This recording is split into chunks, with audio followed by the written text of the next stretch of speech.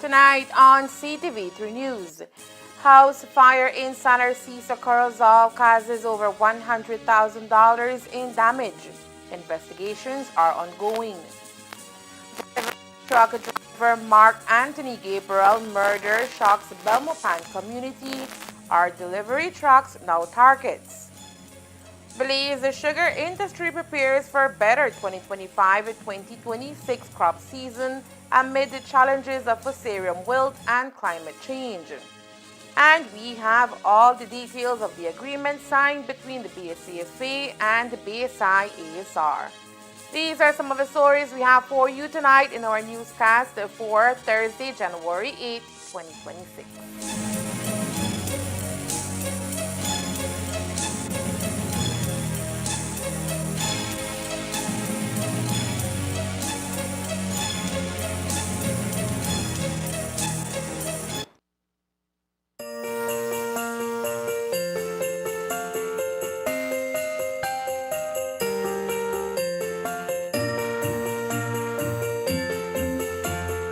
Still like one dream, because I say at the age of 63, I can say I own my own house.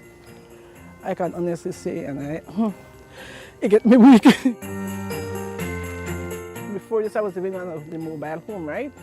And then after a while, it started to go in and start to lock up and things. 1, 2, 3. Actually, I may give up. I used to cry and like time I said, Lord, please. And there comes Miss Mar. I always say, if you're not serious about something, don't pray for it. Don't pray about it. And I ask my God, please lead the Good Samaritan to me. The housing program of the government of Belize, which is administered through the Ministry of Infrastructure Development and Housing, is definitely, without question, one of the best programs our government has to offer, providing an opportunity for Belizeans who are in need to own their own home. And so I'm very, very happy for Ms. Beverly Harris and her family. She has been asking for support and help with her home for a long time. And I'm very, very glad that with the kind support of the Ministry of Infrastructure Development and Housing, that we were able to get this done for her. I'm thankful. On a scale of 1 to 10, I give 20. I love it. I love it.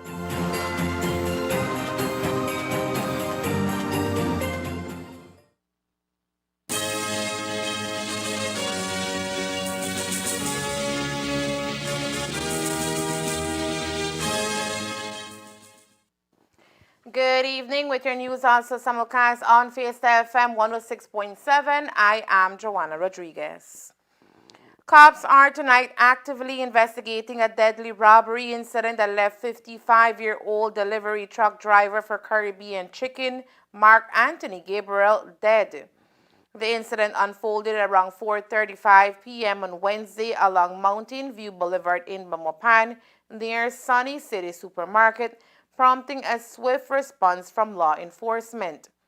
According to reports, police arrived to find an ambulance parked beside a Caribbean Chicken delivery truck on the roadside. Nearby, they discovered the body of Gabriel, a Belizean national residing in Belmopan, suffering from a gunshot wound. Preliminary findings suggest that the assault occurred shortly before 4:30 p.m. Gabriel, who was accompanied by a 15-year-old delivery assistant, was exiting an establishment's premises when two males on a Maylun motorcycle pulled up in front of the vehicle. The passenger aboard the bike reportedly fired multiple shots at the truck, with one bullet striking Gabriel. Attempts by assailants to enter the truck were unsuccessful, and the two suspects sped away from the scene. Gabriel was rushed to the Western Regional Hospital for urgent medical care but was pronounced dead from his injuries. This latest killing has sent shockwaves throughout the community and family of Gabriel. According to his sister, his safety was always a concern for them since it is not the first time that he has had to face assailants. The only difference is that this time he did not make it out alive.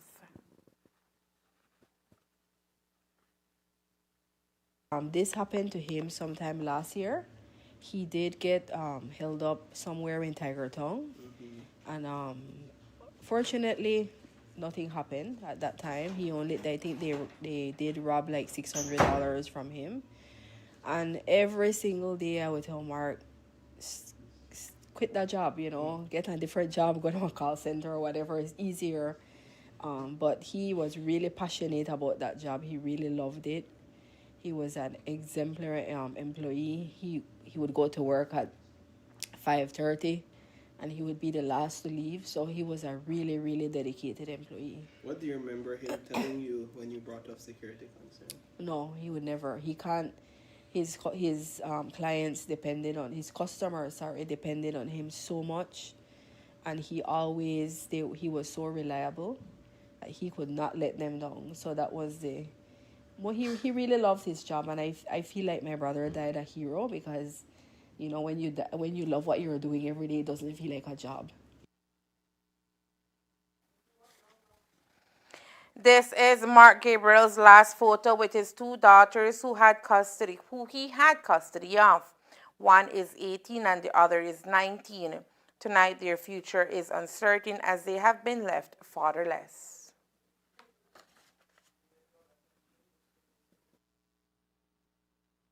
And he worked tirelessly to make sure that they had everything they needed. So I know that it's going to be hard for all of us because it's a change for everyone, and I'm assuming that they're going to have to come live with me now. So it will be a change for everyone. I think we never ever understand how deep it is until it hits home, because you hear about all these things all the time. And actually, my son and I, sometimes we take walks at 11 o'clock in the night with our dogs, and whereas Belmopan is so safe. So I'm realizing it's not safe after all, I don't know if it's just maybe the people who have money on them that they're targeting, but we're all shocked because it's not safe anymore.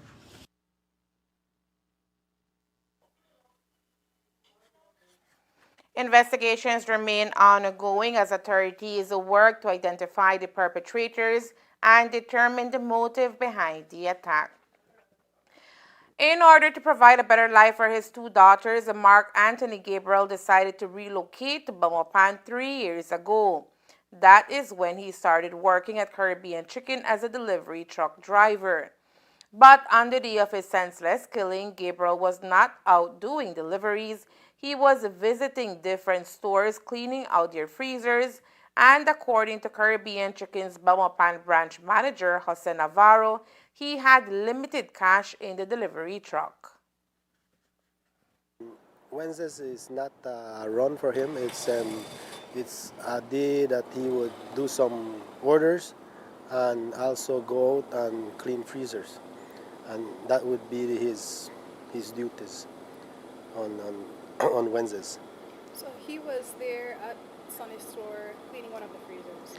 Cleaning one of the freezers, yes. He was cleaning, and he get it done, and he was coming out when this incident sadly happened. So if Wednesday is designated as one of those cleaning days, were any money at all in the truck? He would take some products to put back in the freezers that he cleaned, and he did have some cash on him. Does the company know approximately how much money was in the truck at the time? No, at this time we don't have Information. no, we don't have that information. What are the security measures that the company has in place for drivers when they would come across these types of situations? Is there training that is provided to the drivers? Do you tell them what to do if a situation like this occurs? Oh yes, well, for me as manager, I very often tell them, cash and truck have no value beside your life. Whatever they want to take, just give it in, make them take it.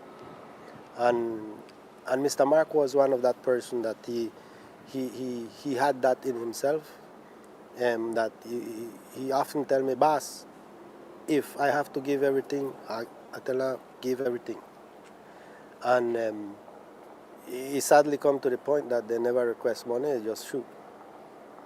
And very, very sad, I mean, for us, as a company and as a group of, as a team, you really touch me hard. Touch me hard, and in the sense that, he was very responsible. Gabriel was not the holder of a licensed firearm, even though the company is not opposed to employees possessing such licenses to enhance their safety. Encourage any drivers from having their firearm if they would have it. We don't discourage them,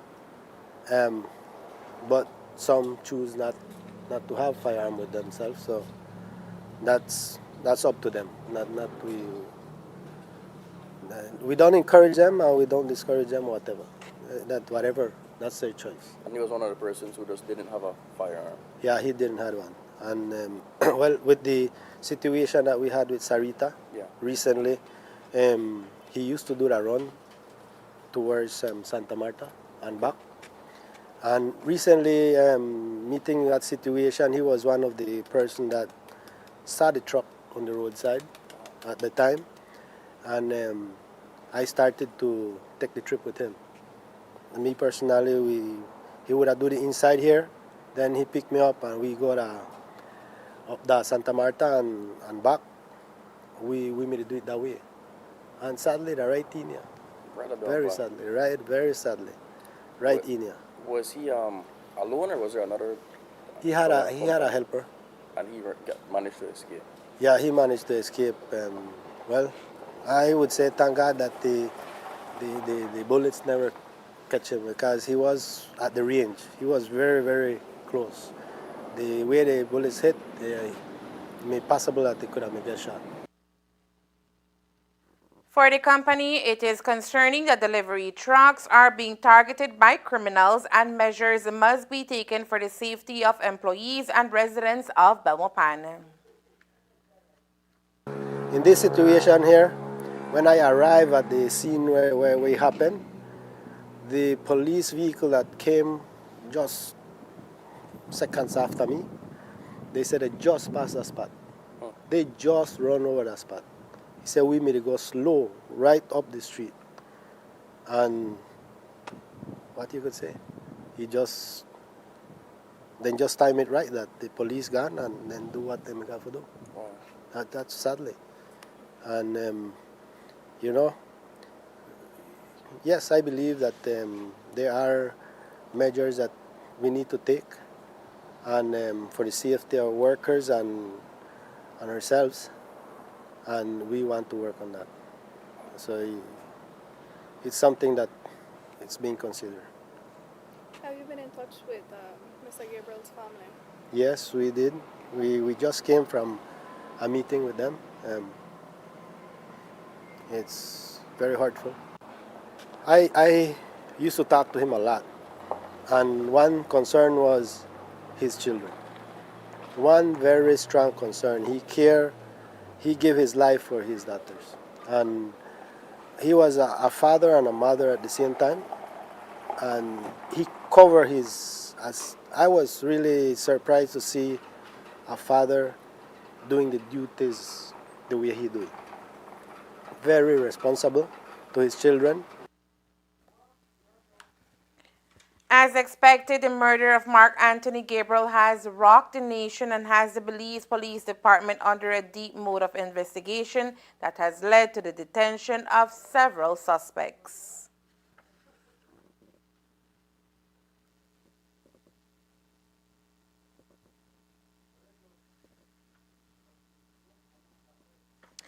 Of note is that today the Business Chamber of Spanish Lookout strongly condemned the recent wave of robberies targeting delivery drivers across Belize following Mark Gabriel's shooting on Wednesday. The chamber described the attacks as senseless and said they threaten not only individuals trying to earn an honest living, but also commerce, public safety, and national stability. This tragic loss of life underscores the alarming escalation of violence and lawlessness facing hardworking Belizeans. No one should have to fear for their life simply for doing their job, this statement read. The chamber urged the government of Belize, law enforcement, and the justice system to take swift and coordinated action to apprehend those responsible, bring them to justice, and restore confidence in public safety. It also called for increased patrols, targeted enforcement, and meaningful consequences for violent offenders. The Business Chamber expressed solidarity with Cameron's family, co-workers, and all delivery personnel who face daily risks while keeping the economy moving, emphasizing that the protection of lives and livelihoods must be treated as a national priority. Authorities here in the north are currently looking into a significant house fire that occurred in the community of San Narciso, Corozal, resulting in extensive property damage estimated at more than 100,000 Belize dollars. The incident took place on Wednesday, January 7th, shortly before 10 a.m., when police responded to reports of a blaze at a residence within the village. Upon arrivals, cops and fire personnel found the concrete home measuring approximately 25 by 30 feet engulfed in flames. The homeowner, 70-year-old San Narciso resident Francisca Acosta, reported that she and her daughter were inside the house around 9:45 a.m. when they heard a loud noise emanating from the living room. Upon investigation, they discovered that a section of the room was already on fire, which quickly spread throughout the structure. Fortunately, both women managed to escape unharmed. The fire completely destroyed the house and its contents. The property, which is insured for a value of $111,000, was heavily affected by the blaze. The investigation into the cause of the fire is ongoing as authorities work to determine what led to the incident. Authorities are investigating the recent discovery of a gray vehicle abandoned in the bushes along a highway in the Orange Walk district. The vehicle, which reportedly lacked license plates, was observed between the BSI Junction and Guinea Grass Junction on Thursday. Witnesses noted that the car appeared to be off the main road, raising suspicions of a potential accident or foul play.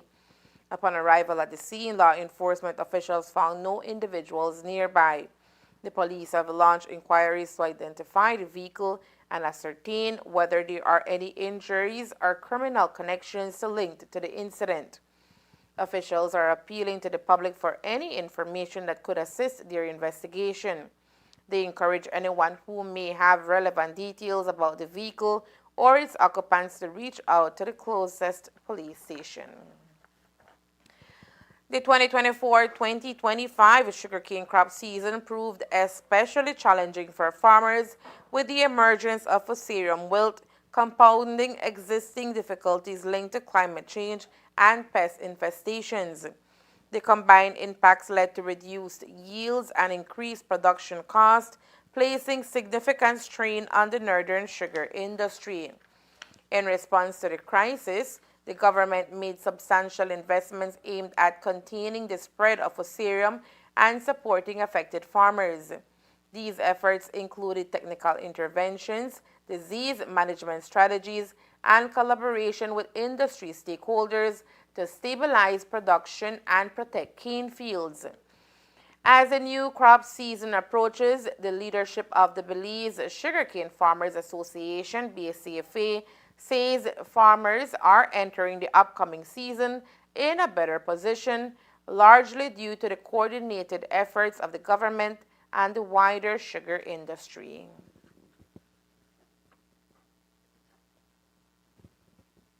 First of all, we would like to thank the government because, as you know, that through the Ministry of Agriculture, there was a first 500,000 installment that was granted for the control of the fusarium when it was brought out by the experts and by CIRDE and the board that there was an infestation.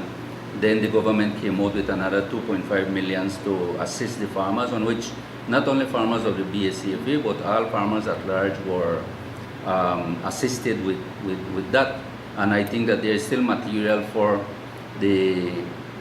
whenever the harvest starts, on which the plan is to intervene as soon as the harvest goes on. So we are thankful and we are grateful to the government that they gave that assistance, because it assisted our farmers at least in controlling the problems that we are facing in regards to. Many of it was being said that it was the fusarium, but what we saw and what we have seen is that the mealybug and the frog hopper were the ones that were most damaging the cane fields. And with the intervention that was done, well, it really, we can see now how the cane have transformed from yellowish that it was before to more a green leaf that it is at this point. So the cane is growing, and we believe that we'll be having a better quality than last crop. We believe that we'll be having some more cane than last crop. So the intervention and the assistance that the government did, we are very grateful. The BSCFA is very thankful for that assistance that was done for the farmers at large, not only farmers of the BSCFA, but for the industry, for the production sector. While an official start date for the new crop season has not yet been finalized, the BSCFA indicated that a tentative start remains set for January 19th. That timeline, however, is dependent on the successful completion of steam trials as well as condition of sugar roads. Tentative in the meeting that we have yesterday, the discussion was made. We're having a tentative by the 15th, but we reached a discussion with all the stakeholders in the meeting, and they reached a decision to put a tentative the 19th because of the sugar roads that are kindly delayed. But we understand that the government compromised itself, that they are doing the best possibility to try and work in that situation, and together with the organization, with the sugar board, and we as stakeholders, reached to agreement that extended to tentative the 19th, that give a better date for the contractors that are in charge of the sugar roads to at least finish the main roads that will sugar roads that will access our farmers to bring the product to the milling. Industry stakeholders remain cautiously optimistic as preparations continue, with hopes that improved conditions and ongoing support measures will help deliver a more stable and productive season for cane farmers. More than 100,000 tons of sugarcane were left unharvested and eventually rotted in the fields during the last crop season due to severe shortage of labor, according to the Belize Sugarcane Farmers Association, BSCFA. While the sugar industry has been gradually moving forward increased mechanization, BSCFA officials say manual labor remains essential, particularly for harvesting in areas where mechanical equipment cannot be used. The lack of available workers continues to pose a serious challenge to farmers and has resulted in significant production losses. With the start of the new crop season expected in the coming weeks, the BSCFA today expressed continued concern over the persistent labor shortage. However, the association says it remains cautiously optimistic that with support from the government, additional measures will be implemented to reduce the impact of the problem.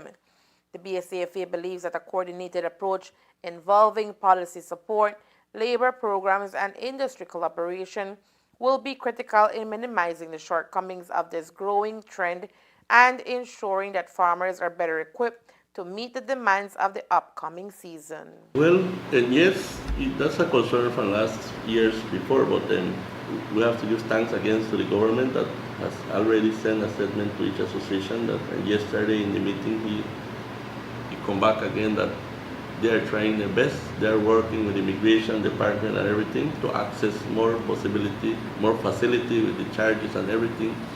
Forgive us the opportunity. If that is the case, we have to purchase at least the sugar board as soon as possible to make the access to the government, and they're working in that situation. We hope that with the help of the government, it will be accessible for this year.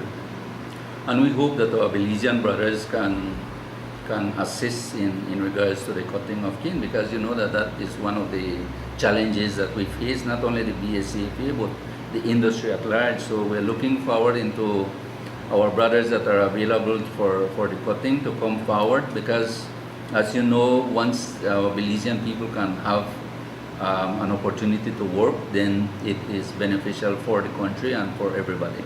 So we're looking forward into that rather than seeking outside. But if push come to shove, then we have to go through that route. Coming up next, we speak to representatives of BSCFA on the extension of this year's commercial agreement with BSI ESR. Stay tuned.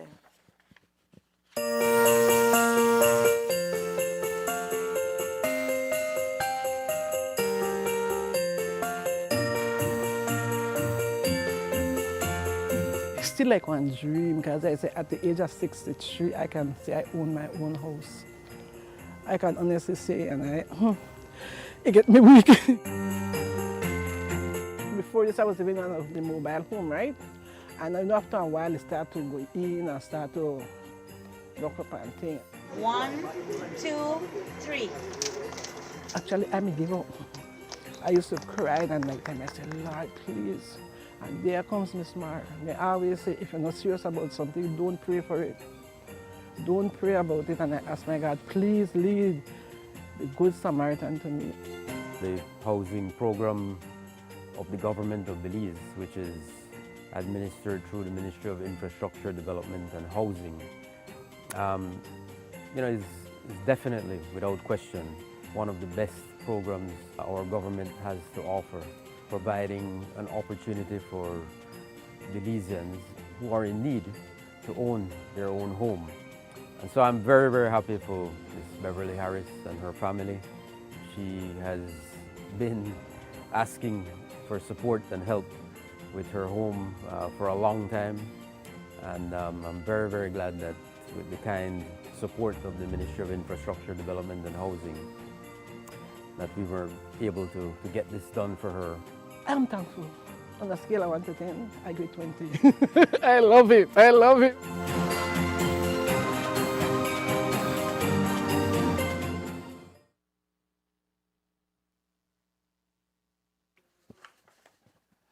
Authorities have taken into custody a 21-year-old man, Santos Absalom Chirinos, in connection with a fatal shooting that occurred on New Year's Eve at Independence Village.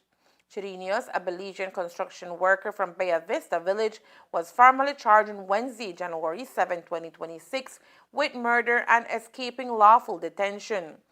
The incident took place at the Feel Good restaurant and bar late on December 31, 2025, during festivities marking the arrival of the new year. According to police reports, the attack was carried out by a gunman who arrived on a motorcycle, targeting an individual before fleeing the scene. The gunfire resulted in 6 other individuals being wounded, marking one of Belize's most severe mass shootings to date.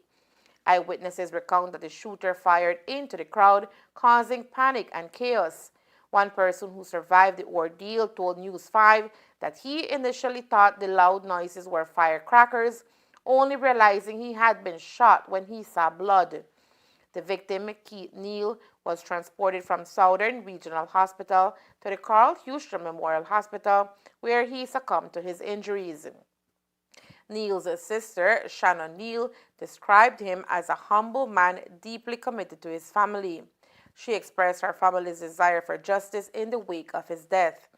Police investigations revealed that surveillance footage played a crucial role in identifying a possible motive, and authorities are currently pursuing 2 additional individuals believed to be connected to the case. They also confirmed the recovery of evidence that may shed further light on the circumstances surrounding the shooting. As we told you on Wednesday, the Belize Sugarcane Farmers Association, BSCFA, and Belize Sugar Industries, BSI, have signed an addendum extending their commercial agreement for 1 year, clearing the way for the start of the 2026 sugar crop later this month. In a statement issued by BSI, the company said the extension was agreed amid what it described as an existential crisis facing the northern sugar industry. That crisis, BSI noted, has been driven in part by climate change related challenges that have significantly reduced cane supply in recent crop seasons.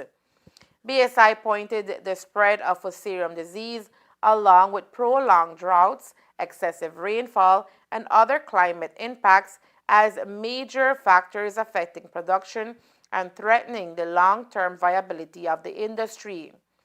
The 1 year extension is intended to ensure continuity ahead of the upcoming crop season.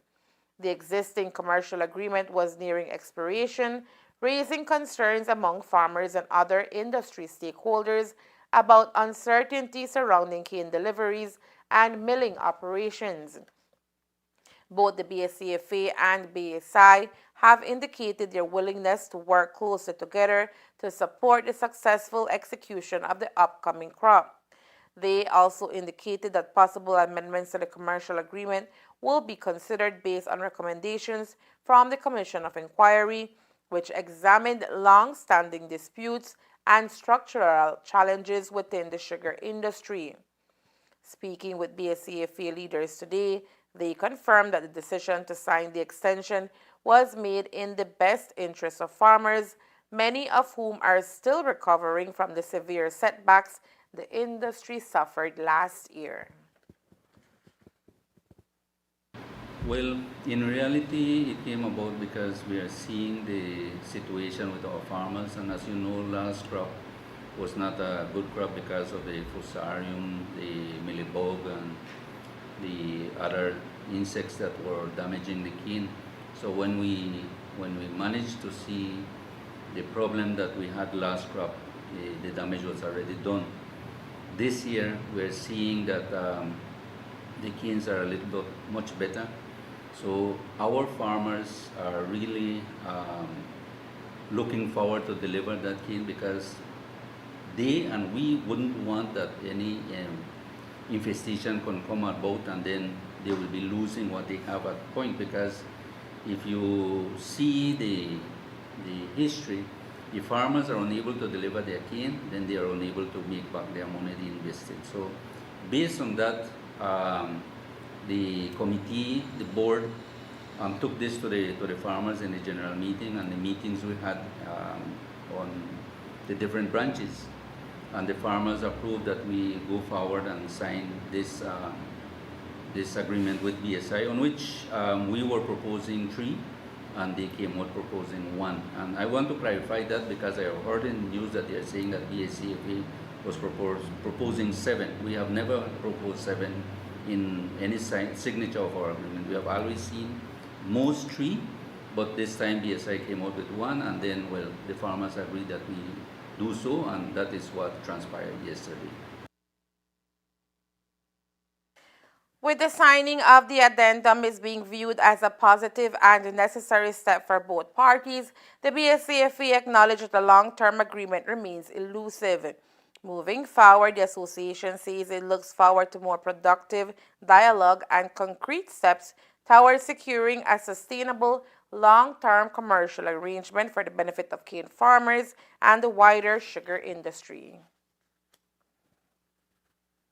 And this year we didn't went into no negotiation. We only went into paperwork on which there were correspondence between BSI and the BSCFA. And yes, there were some intervention by the minister involved, and well, we managed to in a friendly way to sign this addendum yesterday, because we want the crop to flow. We want our farmers to do back their money that they invest, and we want that the North get the benefit of the industry as it has been usual.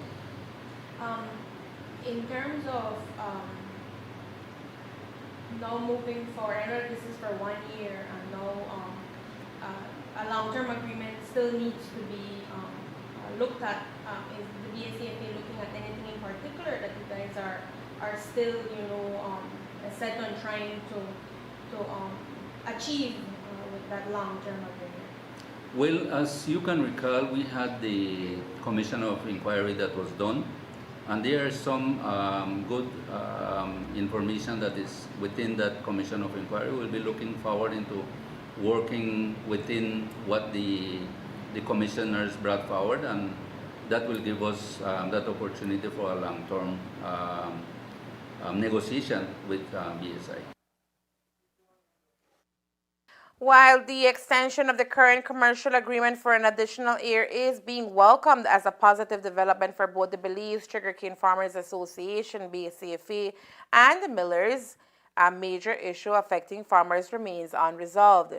The 2026 crop season will mark the fifth consecutive season since 2021 in which BSCFA farmers have not received fair trade premiums. The non-payment stems from a dispute involving Belize Sugar Industries BSI and Tate and Lyle Sugars TNL Sugars, the buyer responsible for disbursing the premiums, and the BSCFA over the presence of a formal letter of agreement in place with TNL Sugars. The matter is now before the Belize courts, which recently ruled that it has jurisdiction to hear the case. That ruling is being viewed as an early legal victory for the farmers as it allows the lawsuit to proceed in Belize. Speaking on the issue today, Vice Chairman of the BSCFA's Committee of Management, Alfredo Ortega, confirmed that the association continues to lobby for the restoration of fair trade premium payments. However, Ortega did not indicate whether retroactive payments of the outstanding premiums would form part of the association's negotiations towards securing a long-term commercial agreement with BSI.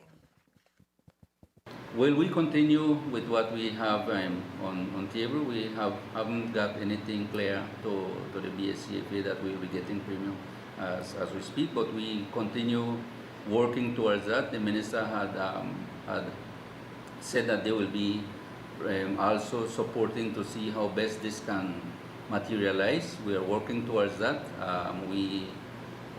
As any organization, we have been working and we have maintained our certification, so we're looking forward that we can get the benefit for our farmers. Is the BSCFA looking at that part of that being part of the long-term agreement? That you guys get BSCFA, you get fair trade premiums, and that you have not been getting for these years? Well, those are things that we need to look forward and to see how best we can negotiate, because as in anything, it has to go through negotiation. So that is what we're looking forward to see how best we can negotiate, either in a medium term or a long term agreement on which, like in any case, well, to see how we can get the benefits for our farmers. Is it the case that the CFA is still receiving some kind of assistance or help from the government, seeing that you're not receiving fair trade premium? Well, at this point, like I said, everything is in negotiation. We haven't get anything as yet, but we are speaking with the minister in charge, and we will see how best they can assist the BSCFA so that our farmers can benefit out of something that we can get for them.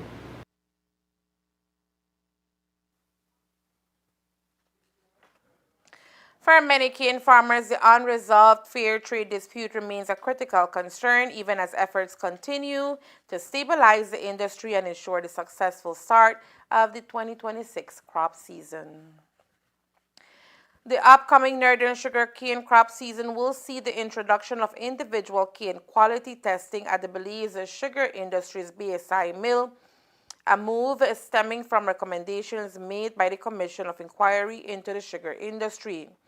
The measure marks a significant shift for the sector. Similar protocols introduced years ago were met with strong resistance from farmers amid concerns over fairness and potential financial penalties. However, the Belize Sugarcane Farmers Association, BSCFA, says its position has evolved and it is now welcoming the implementation of the testing program. According to the BSCFA, individual cane quality testing will initially be used strictly as an informational and educational tool. The data collected will allow farmers to better understand the quality of cane they are delivering, particularly those who consistently supply lower quality product, and help them identify areas for improvement. The association emphasized that, at least in the first instance, the results will not be used to penalize farmers financially. Instead, the focus will be on learning, transparency, and improving overall industry performance. What has been informed to us is that yes, there will be a test that will be done, but it will not be used right now for payment. It will be something to educate the farmers, to show the quality of cane they're delivering, so that in the further run,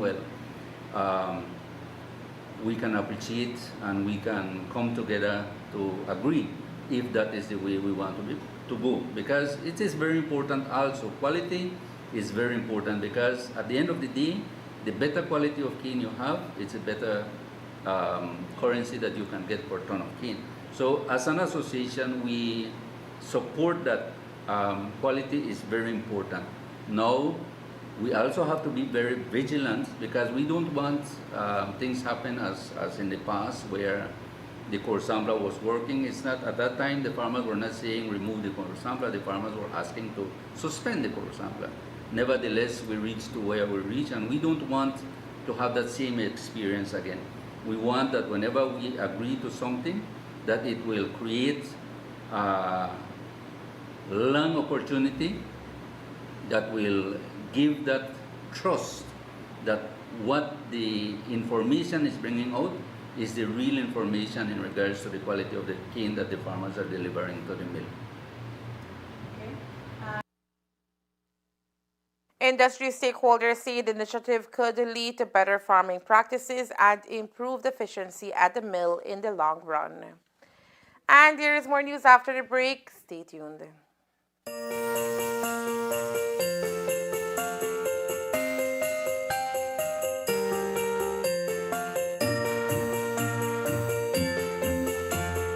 It's still like one dream because I say at the age of 63, I can say I own my own house. I can honestly say, and it get me weak. Before this, I was living on the mobile home, right? And then after a while, it started to go in and start to look up and things. 1, 2, 3. Actually, I give up. I used to cry and like time I said, Lord, please. And there comes Miss Mar. They always say, if you're not serious about something, don't pray for it. Don't pray about it. And I ask my God, please lead the Good Samaritan to me. The housing program of the government of Belize, which is administered through the Ministry of Infrastructure Development and Housing, is definitely, without question, one of the best programs our government has to offer, providing an opportunity for Belizeans who are in need to own their own home. And so I'm very, very happy for Ms. Beverly Harris and her family. She has been asking for support and help with her home for a long time.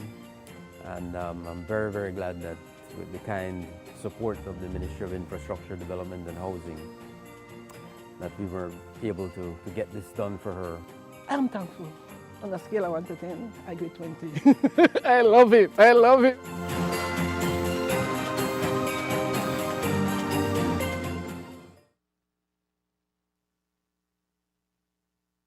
Belize is implementing updated environmental policies that will influence the importation of refrigerators, air conditioning units, and other cooling appliances aimed to safeguard the ozone layer and cut down on damaging emissions. This will be carried out under the Environmental Protection Ozone Layer Protection Regulations 2025 SI number 95 of 2025. To facilitate a seamless shift, importers are advised of the initial stage which introduces new procedures, updated fee structures, and compliance obligations.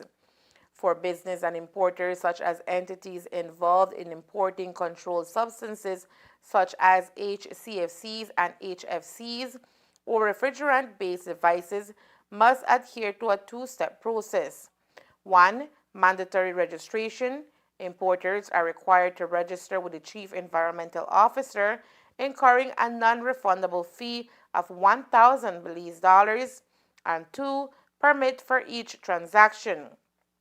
After registration, a license must be obtained for each import or export through the online permit and application licensing OPAL system.